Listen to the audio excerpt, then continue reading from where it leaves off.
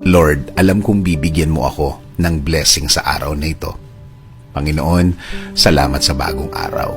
Salamat sa bagong mga bagay na ibibigay mo sa akin. Salamat sa mga bagong oportunidad na ilalagay mo sa aking araw ngayon. I know this day will be better than yesterday. I declare blessings today. I declare provision. I declare healing today para sa akin at sa aking mahal sa buhay. Alam ko na kapag kayo ang kasama namin, Lord, things will be okay. Alam namin na magiging tama at tahimik ang lahat. Alam din namin na kasama namin ang proteksyon sa araw na ito. Proteksyon sa mga bagay na gagawa ng problema sa aming buhay.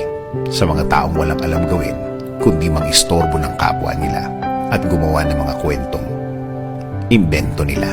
Panginoon, turuan niyo akong maging kalmado sa harap ng mga taong ito.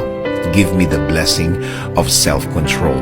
Panatilihin yung tahimik at relax ng aking puso at isip sa harap ng mga problemang ginawa ng mga taong ito. Alam kong nakikita at naririnig nyo ang lahat ng trabaho ng mga taong ito. Alam kong binabantayan nyo ang lahat ng mga gawa nila. At alam kong igaganti nyo ako sa mga taong ito.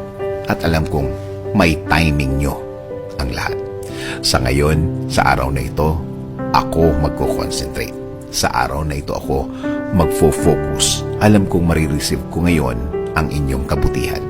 Alam kong aalagaan niyo ako sa araw na ito. At alam kong mararamdaman ko ulit ang inyong blessings ngayon.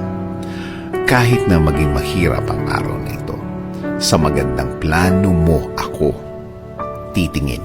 Sa magandang pangyayari na mangyayari ngayon, ako mag-aantay at alam kong matutuloy ang lahat.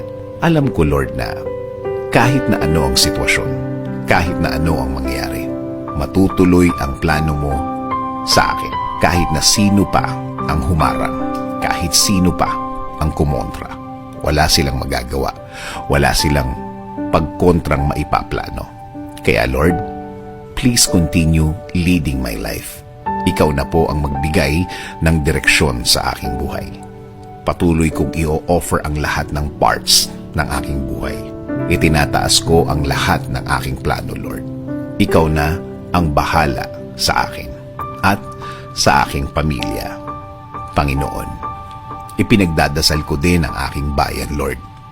Ikaw na din ang mag-alaga at magbigay ng guidance para sa aming bansa. Ikaw na din ang magbigay ng wisdom para sa lahat ng aming leader sa bansa, para sila makapaglingkod ng tama sa lahat ng Pilipino. In Jesus' name we pray. Amen. Sabi nga sa Proverbs 10:22, the blessing of the Lord makes rich, and He adds no sorrow with it.